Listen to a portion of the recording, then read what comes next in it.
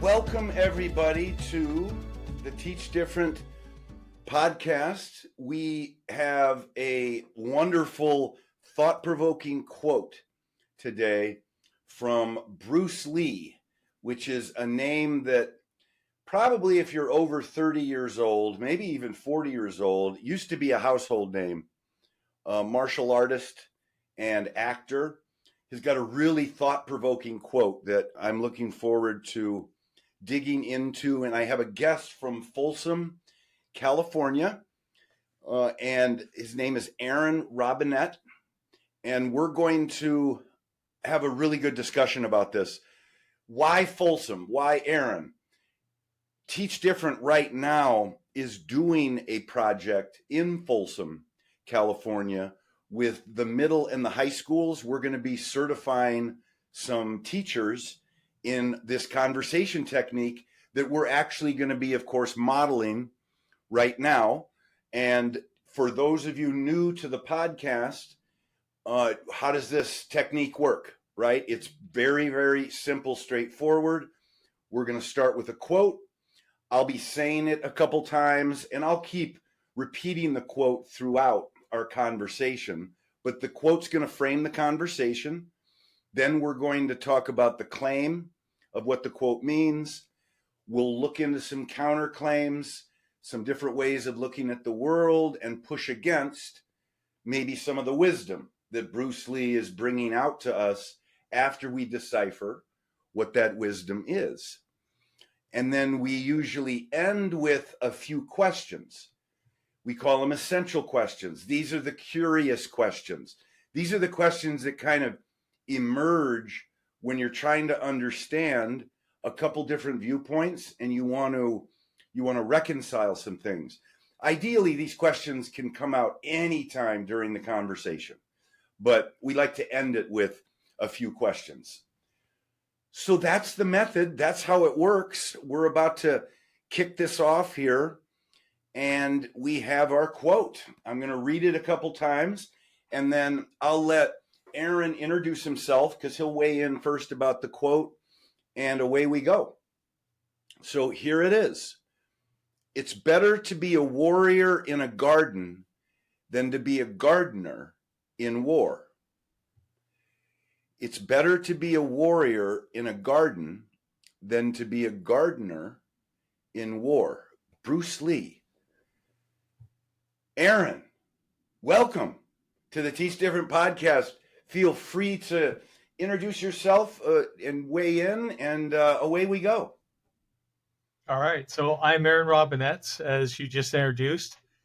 I'm a personal trainer. I work with a few different types of people, but a large portion of that is working with young athletes. And so let me get into kind of what I think about this quote. So there's a lot more to it, but kind of the basics of this is what the quote means to me is it's better to be prepared and have done all the work to be prepared and be in a situation that you don't need it, rather than jump into a situation where you need a lot of preparedness and you need a lot of background and everything, and you have none of it. You've done no preparation, and you're in a position where you're just completely exposed because of lack of preparation. Interesting. I didn't get the word prepare, but now it's obvious to me. It's better to be a warrior in a garden than to be a gardener in war. So you're basically saying it's better to really over-prepare than under-prepare, maybe is a quick way of saying it. You want to be ready when the skill set is needed to get you through a situation. And if you're not ready, then you're going to be in trouble. Am I getting you? Yeah, that's my basis.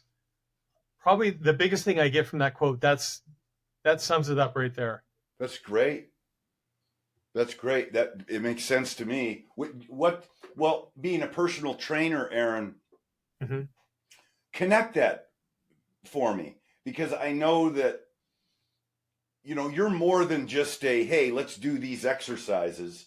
Let's get up and let's set up these routines. You have to deal with the mental world Right. all day with trying to motivate people. Connect the quote to that if you can, and some of your experiences, if you have some in mind. The first thing I have in mind with that is whether you're someone that's just trying to get in shape or you're an athlete that's really trying to go far in athletics. A person can get really deep into the journey of it, and I'll focus on athletes right now. So get really deep into the athletic journey, and they hit a point where, whether it's because they haven't done the work or they just don't know what the work is to do, they are starting to lose their ability to compete at the level that they're at, and from that point, they lose their motivation. So really understanding, from one, that when we're talking about the mental aspect, why they want to do this, preparing. So from that mental aspect of being able to persevere through those challenges, when you hit a rough patch, when you hit competition that's consistently beating you, and you feel like you can't put any resistance up against them, you're just not at that talent level. Do you then quit at that point, or do you do everything that you can to work hard and get over that level and compete, rise up to the competition you're facing? And so, for instance, I wrote a book, Athlete Unleashed. In the first chapter, I call it Joy of the Game. And the whole focus there is figuring out why you want to do the sport, the event, whatever it is. If you don't have that, well, you can get pretty far, but when you hit that rough patch, is it going to cause you to leave the sport? I get that, because a lot of times skill sets like natural abilities, maybe you hit your growth spurt early and you're bigger than a lot of the other kids or whatever, and you're really good at these sports. You have a lot of success. There will come a time where everything starts evening out a little bit. The higher the level of the competition, you just find that there's so many people on your level, you have to dig inside and have another reason to want to get over that hump. When you realize that your skill sets maybe are kind of interchangeable with a lot of people that are on your same level, but what is that thing that pushes you? That why? Is that kind of what you were getting after? And that's a big, you want to talk about an essential question? The why. Why are you in this? What is your goal? Well, how do they answer that when you pose that? I mean, different ways, Aaron, but is that blank stare that you get when you're trying to raise their consciousness and you're trying to basically get them to even consider the why? Yeah, I think that's probably, of everything I do, that can be the hardest question for almost everyone, because they think, okay, well, I asked why, and they're like, because it's what I do. But you need to get to that next level. So you're right. That is an essential question. Really understanding. I mean, the successful athletes, the successful people in life, they really successful, they really understand their why. And that gets them through the roadblocks, the challenges that come up in life. Yep. And that's obviously true in not just athletics, but really everything. You get that why. There's other quotes that are coming to mind. The minute you know the why, you can deal with any how. Things like that. Like you can get over adversity. Adversity doesn't even exist in a way. It's just become part of your journey because you're so clear as to what you want to do and what you want to end up as. And again, back to this quote, it's better to be a warrior in a garden than to be a gardener in war. I mean, you gave the preparation angle. I'm sold on it. It's better to be a warrior in a garden than to be a gardener in war. I also am looking at that word warrior, Mm-hmm. and I'm wondering why he chose warrior. What's your thinking on this? Is it this idea of being someone who is way overqualified in a way to do something? Because you think of gardening is such a passive thing. I'm wondering why he used the word warrior. That's my question. Obviously, not knowing, and never me, Bruce Lee. He died when I was probably 2 years old. But my speculation on him, he was such a phenomenal martial artist, and he really put forward that martial arts. That was his identity in his movies, who he was.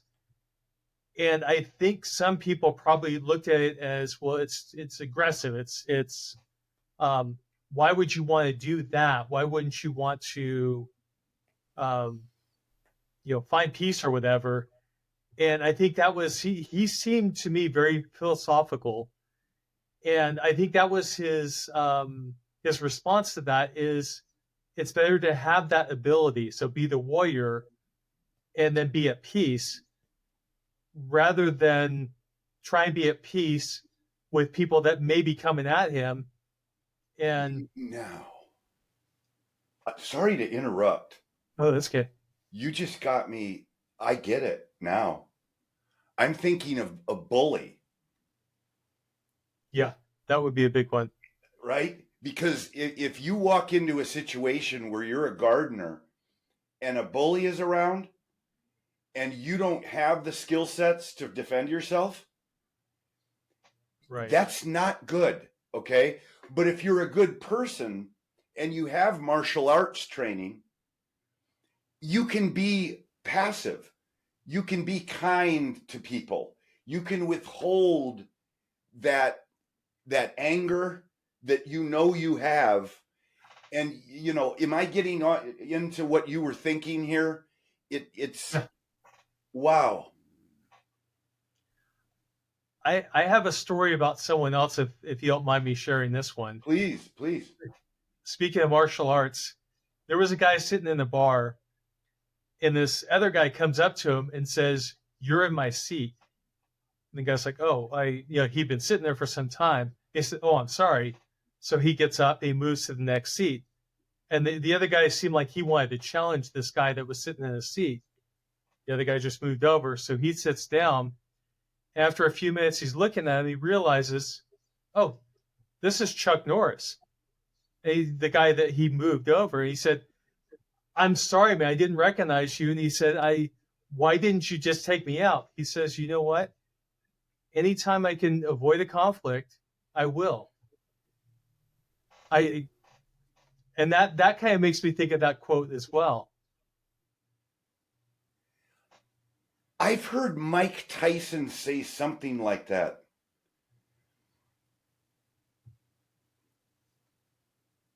Okay. Wanting to avoid conflicts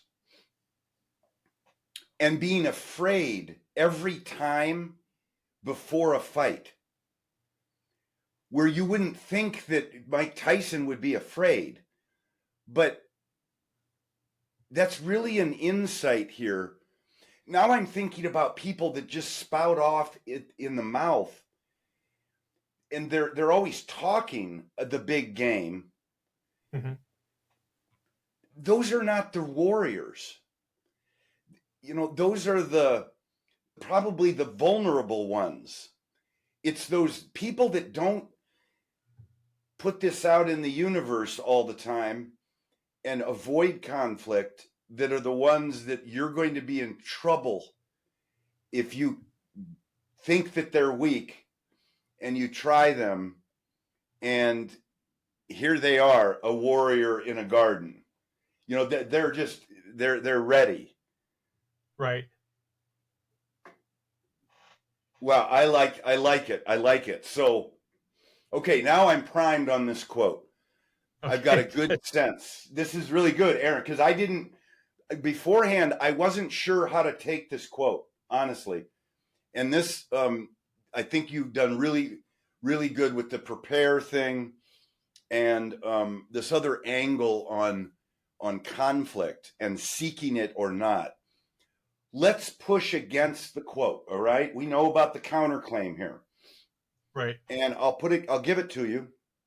If you want to share maybe another way to look at this or maybe a risk of this, I'd like to hear from you on a counterclaim to this quote.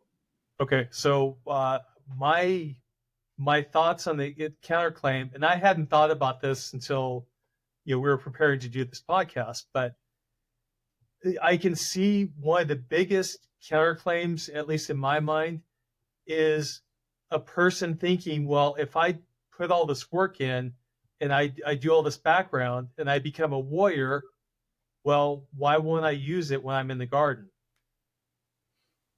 And that could be very dangerous. It could be you're putting your warrior ability or your martial arts or whatever it is against people that they want to be in the garden.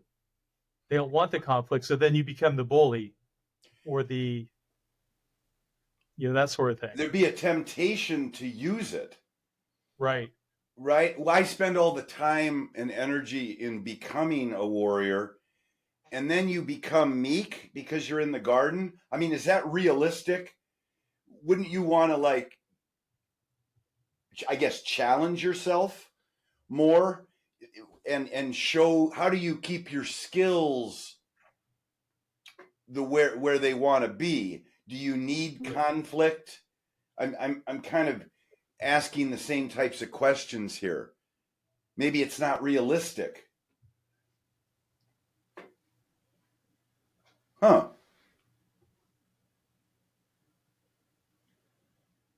Yeah, I in my life I have seen times where, and I'm not sure if this is the warrior or more of what you were talking about, the insecure or the vulnerable. It's probably more of those type of people, but maybe even thinking that they are the warrior. And I'll go back to the athletics, that they will not move up in competition.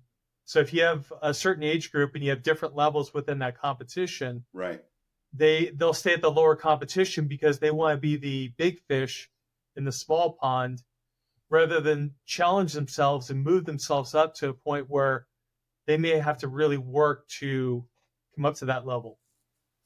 Complacency. Yes. It can cause complacency. I'm with you. I think that's a really good counterclaim. And I got to share this. It's not a warrior example, but in 5th grade, I was doing well in math. The teacher took me out into the hall, and I'll never forget, he put his finger on the wall, and he said, "Steve, you're going like this in this class." And he did kind of a quick gesture with his finger to the right. And then he went back to the original point. He said, "The rest of this class is going like this." And then he did it really slow. And he said, "Do you want to move from this class?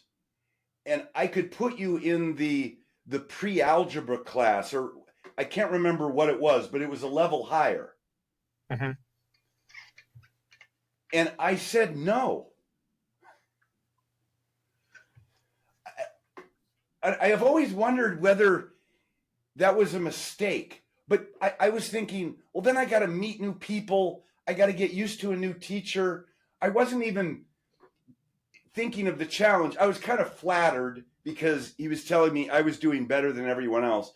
But I actually liked being the warrior in the garden. I mean, I don't know what to think of that. Is that a good or a bad thing? But I have to say, that actually set a tone for the next 5 years, because I was always a year behind everyone else who was in the higher math. But guess what? I ended up being a math teacher in high school. So how did it really affect? I don't know. But there's my example. I think that's a good example, though. Because we do push kids, Aaron. Like I'm sure see this with the parents and some of the pressures, the anxieties to do well. Sometimes these kids are appendages of their parents, and people are just living their dreams through them. When Right. a lot of these kids may just want balance. They might not take sports that seriously, and that's okay. We shift our priorities of the things we care about being good at, right? And we've actually had a couple podcasts that talk about how do you know when you should be quitting something. That's You can good. always treat it like you're giving up and get down on yourself and what's wrong? You can't handle adversity. Stick to it, stick to it, stick to it.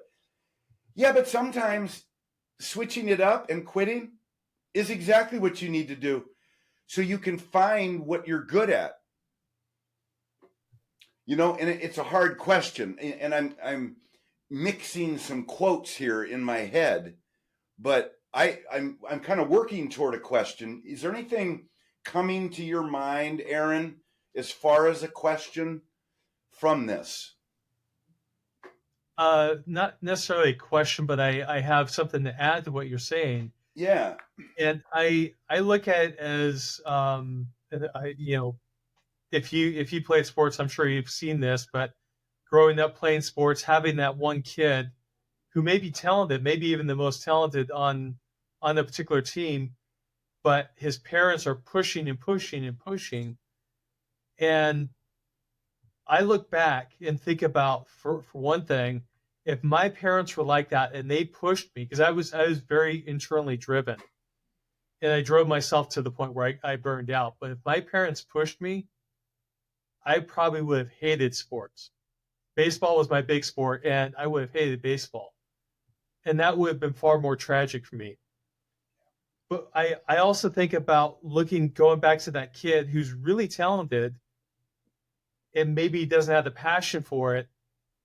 But if they're allowed to quit or leave their sport or branch out, maybe they find something that they're even better at, or maybe even not better right now, but they have the ability to really go after it and become much more talented or much more successful at that new thing than they were at the sport or the previous thing.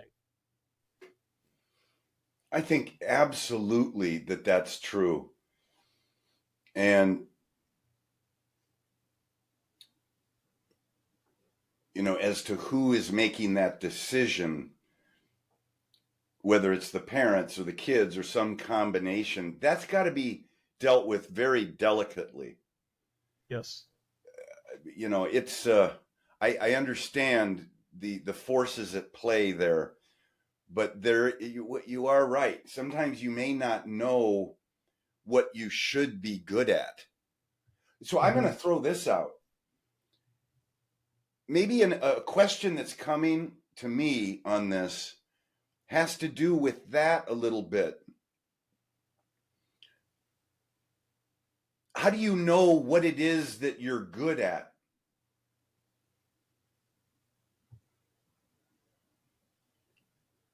The one thing I'll say, there's certain things that people recognize very early, or maybe the parents recognize very early that they have a talent for, and yeah, they're good at that.